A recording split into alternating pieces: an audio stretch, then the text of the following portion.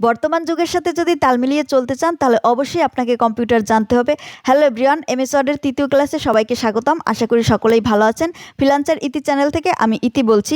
তো MS word নিয়ে এর আগে আরও দুইটা ভিডিও আমি আপলোড দিয়েছি, পার্ট 1 এবং পার্ট 2। যারা এই ভিডিও দুইটি দেখেননি অবশ্যই ভিডিও দুইটি দেখে আসবেন, ডিসক্রিপশনে লিঙ্ক দেওয়া থাকবে। তাহলে চলুন কথা না বাড়িয়ে ভিডিওটি শুরু করা যাক। তো প্রথমেই আমরা এমএস ওয়ার্ডটি ওপেন করে নিব। ওকে, তো এর আগে আমি বাংলা টাইপিং এবং ইংলিশ টাইপিং নিয়ে আলোচনা করেছি। আজকে আমি হোম মেনু নিয়ে আলোচনা করব। হোম মেনুর আন্ডারে যত টুলবার রয়েছে প্রত্যেকটা টুলের কাজ আজকে দেখিয়ে দেব। তো প্রথমে আমরা এখানে কিছু লিখে নিব। তো লিখে নেওয়ার জন্য আমাদের একটা কমান্ড রয়েছে, সেটা হচ্ছে equal rent first bracket bracket close তারপরে এন্টার।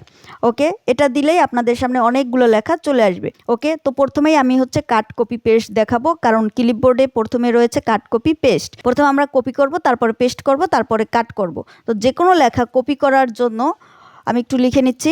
এই লেখাটা আমি কপি করব, তো কপি করার জন্য অবশ্যই লেখাটা সিলেক্ট থাকতে হবে, তা না হলে কপি করা যাবে না। কপি এবং কাট এটা কিন্তু হাইট রয়েছে। এখন যদি আমি লেখাগুলো সিলেক্ট করি তাহলে দেখেন এটা কিন্তু উপরে চলে আসছে, তার মানে আমি এখন কাট কপি করতে পারবো। ওকে, তাহলে আমি আবার লেখাটা সিলেক্ট করে নিচ্ছি। নেওয়ার পরে এখন আমি এটা কপি করব। তো কপি করার জন্য আপনি এখান থেকেও কপি করতে পারেন অথবা কিবোর্ড থেকেও কপি করতে পারেন। কিবোর্ড থেকে কপি করার জন্য কন্ট্রোল সি প্রেস করতে হবে। যখন আমি কার্সরটা কপির উপরে রাখবো দেখেন নিচে কিন্তু লেখা আসছে যে কন্ট্রোল সি, তার মানে এটা হচ্ছে কিবোর্ডের সংকেত। ওকে, তাহলে আমি লেখাটা সিলেক্ট করে কন্ট্রোল সিতে পেস্ট করছি। ওকে, তার মানে লেখাটা কপি হয়ে গেছে। এখন আমি এইটা পেস্ট করব। কোথায় পেস্ট করব? মনে করেন এই পেজের নিচে পেস্ট করব। তাহলে পেস্ট করতে হলে কি করতে হবে? এখানে দেখেন পেস্ট লেখা আছে, তো আপনি এখান থেকেও করতে পারেন অথবা নিচে দেখেন এর কিন্তু শর্টকাট চলে আসছে কন্ট্রোল ভি, মানে আমি কিবোর্ড থেকে যদি কন্ট্রোল ভিতে প্রেস করি তাহলে লেখাটা পেস্ট হয়ে যাবে। দেখেন ফ্রিল্যান্সারিতে কিন্তু এখানে পেস্ট হয়ে গেছে। আশা করি বিষয়টি বুঝতে পারছেন। এখন আমি আরেকটা ওয়ার্ড লিখছি, সাবস্ক্রাইব। এই লেখাটা আমি কাট করব। কাটের বিষয়টা আমি একটু বলি। এই লেখাটা আপনি এখান থেকে মুছে ফেলতে চাচ্ছেন, দেন অন্য জায়গায় নিয়ে পেস্ট করবেন, সেটা হচ্ছে আপনার কাট।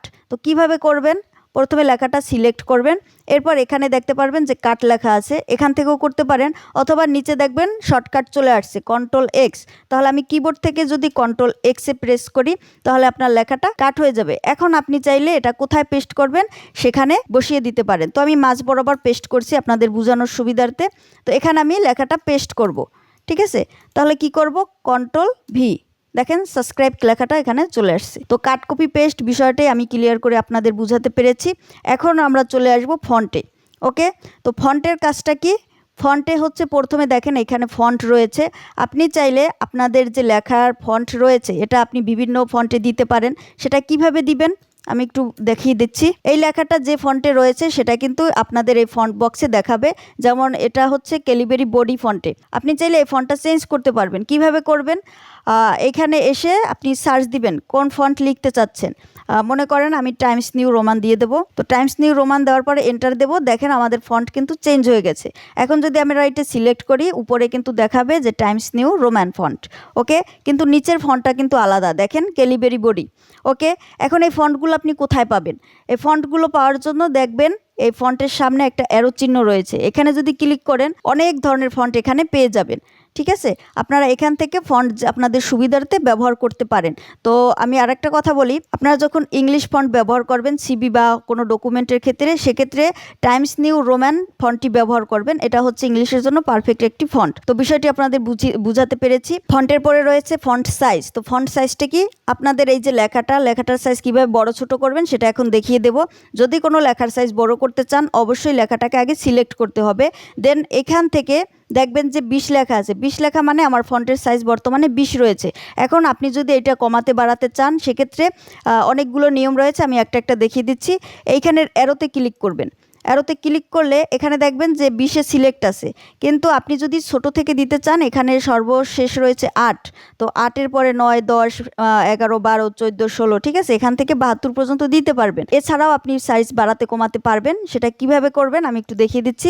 আপনার লেখাটা আগে সিলেক্ট করে নেবেন, দেন হচ্ছে এখানে আপনি কত সাইজ দিতে চাচ্ছেন সেটা যদি লিখে দেন, যেমন 50 দিতে চাচ্ছি, সেটাও কিন্তু এখান থেকে দিতে পারবেন। ওকে, এরপরে যদি আপনি চান যে না আমি এখান থেকে দেবো না, আমি আরও শর্টকাট চাচ্ছি, সেক্ষেত্রে হচ্ছে এই পাশে দেখবেন দুইটা এ রয়েছে, একটা বড় এ আর একটা ছোট এ। বড় এতে যদি ক্লিক করেন তাহলে আপনার ফন্ট বড় হবে, আর ছোট এতে ক্লিক করলে আপনার ফন্টগুলো ছোট হবে। আশা করি বিষয়টি বুঝাতে পেরেছি। এখন আপনি যদি চান যে না আমি কিবোর্ড থেকে সাইজ বড় ছোট করব, সেক্ষেত্রে কন্ট্রোল চেপে ধরে ডান পাশের থার্ড ব্র্যাকেট প্রেস করবেন, তাহলে ফন্ট বড় হবে। আর যদি ছোট করতে চান আবার কন্ট্রোল চেপে ধরে বাম পাশের থার্ড ব্র্যাকেট প্রেস করবেন, তাহলেই ছোট হবে। ওকে, এক এক করে বাড়বে কমবে। আশা করি বিষয়টি আপনারা বুঝতে পারছেন। এখন আমরা চলে যাব দেখেন বোল্টে। তো বোল্টটা কি, মনে করেন এই লেখাটা আমি বোল্ট করব, তো অবশ্যই লেখাটা আগে সিলেক্ট করে নিব, দেন হচ্ছে বির উপরে ক্লিক করব, তাহলেই হচ্ছে আমাদের লেখাটা বোল্ট হয়ে যাবে। এটা আপনি কিবোর্ড থেকেও করতে পারেন, কিবোর্ডের শর্টকাট হচ্ছে কন্ট্রোল বি। বোল্টের পরে রয়েছে ইটালিক। ইটালিকটা হচ্ছে আপনি যদি এটার উপর ক্লিক করেন লেখাটা একটু ইটালিক স্টাইলে হয়ে যাবে, মানে বাঁকা বাঁকা হয়ে যাবে। এটার সংকেত হচ্ছে কন্ট্রোল আই। ওকে, এরপর রয়েছে আন্ডারলাইন। আপনি যদি লেখার নিচে আন্ডারলাইন দিতে চান, এখানে যদি ক্লিক করেন লেখার নিচে আন্ডারলাইন চলে আসবে। ওকে, তো আন্ডারলাইনের শেষে হচ্ছে একটা অ্যারো চিহ্ন আছে, তার মানে এর ভিতরে আরও কাজ আছে। আমরা যদি এখানে ক্লিক করি দেখবেন যে অনেক ধরনের আন্ডারলাইন চলে আসছে এখানে। আপনি চাইলে এখান থেকে যে কোনো একটা সিলেক্ট করে দিতে পারেন। এরপরে যদি আন্ডারলাইনের কালার আপনি চেঞ্জ করতে চান, নিচে দেখবেন যে আন্ডারলাইন কালার নামে একটি অপশন রয়েছে, এটির উপর যদি ক্লিক করেন এখান থেকে যে কোনো একটা কালার আপনি দিয়ে দিতে পারবেন। ওকে, আর যদি চান যে না আমি আন্ডারলাইনের কালার দিব না, ব্ল্যাকেই থাকবে, সেক্ষেত্রে আবার আন্ডারলাইন কালারে আসবেন, এখান থেকে অটোমেটিকে ক্লিক করে দিবেন। ওকে, আশা করি বিষয়টি বুঝাতে পেরেছি। এরপর যে অপশনটি রয়েছে এটার কাজ হচ্ছে, মনে করেন আপনি একটা ডকুমেন্ট লিখবেন, সেই ডকুমেন্টে আপনার বসকে বুঝাতে চাচ্ছেন যে এই লাইনটা আমি কেটে দিতে চাচ্ছি, সেক্ষেত্রে আপনি কি করবেন, লাইনটা সিলেক্ট করে যদি এই টুলটার উপরে ক্লিক করেন তাহলে লাইনটা একদম কেটে যাবে। ওকে, আবার যদি আগের পর্যায়ে নিয়ে আসতে চান তাহলে সিলেক্ট করে এইটার উপরে ক্লিক করবেন, তাহলেই কাটাটা চলে যাবে। ওকে, বিষয়টি বুঝতে পারছেন। এরপরে রয়েছে সাবস্ক্রিপ্ট এবং সাবস্ক্রিপ্ট। তো এই বিষয় দুইটা হচ্ছে বেশি ইম্পর্টেন্ট। তো আমরা পানির সংকেত পড়েছি যে H2O। তো H2O লেখার জন্য প্রথমে আমি H তারপরে 2 তারপরে O লিখে দিচ্ছি।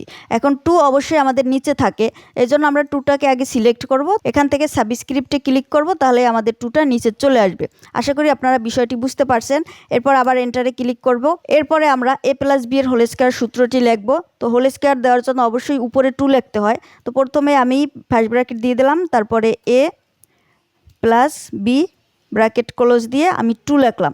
এখন এই 2টা আমি উপরে উঠাতে চাচ্ছি, সেক্ষেত্রে কি করব, 2টা সিলেক্ট করে এখান থেকে সাবস্ক্রিপ্টে ক্লিক করব, তাহলে একটু উপরে চলে আসবে। তাহলে অবশ্যই সাবস্ক্রিপ্টে আবার ক্লিক করবেন, তাহলে আগের পর্যায়ে চলে আসবে, এখান থেকে আবার আপনি লিখতে পারবেন। এরপর আমরা চলে যাব কেসে। কেস হচ্ছে মূলত 5 প্রকার।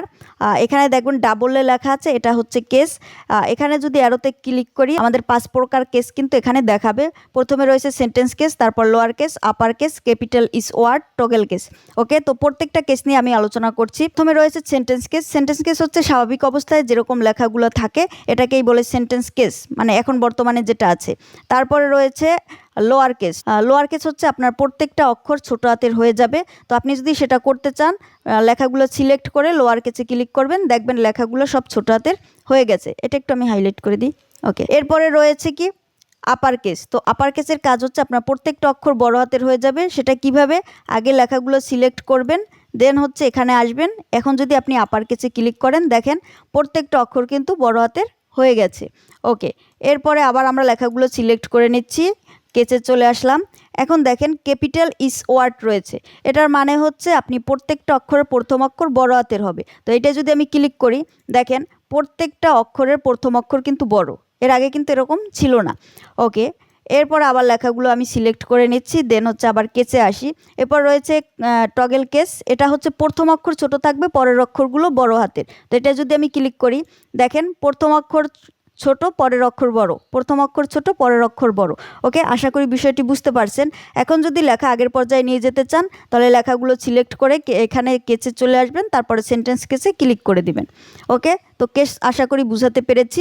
এরপরে রয়েছে কি দেখেন টেক্সট ইফেক্ট। কোনো লেখায় যদি আপনি টেক্সট ইফেক্ট দিতে চান সেক্ষেত্রে অবশ্যই লেখাটা আগে সিলেক্ট করে নেবেন, দেন এখানে ইফেক্টে চলে আসবেন। এখানে দেখবেন যে অনেক ধরনের স্টাইল রয়েছে, আপনারা চাইলে এখান থেকে যে কোনো একটা স্টাইল ব্যবহার করতে পারেন। ওকে, তো আমি এখান থেকে এই ইফেক্টটা দিয়ে দিচ্ছি। দেখেন এখন কিন্তু লেখাটা অনেক সুন্দর লাগছে।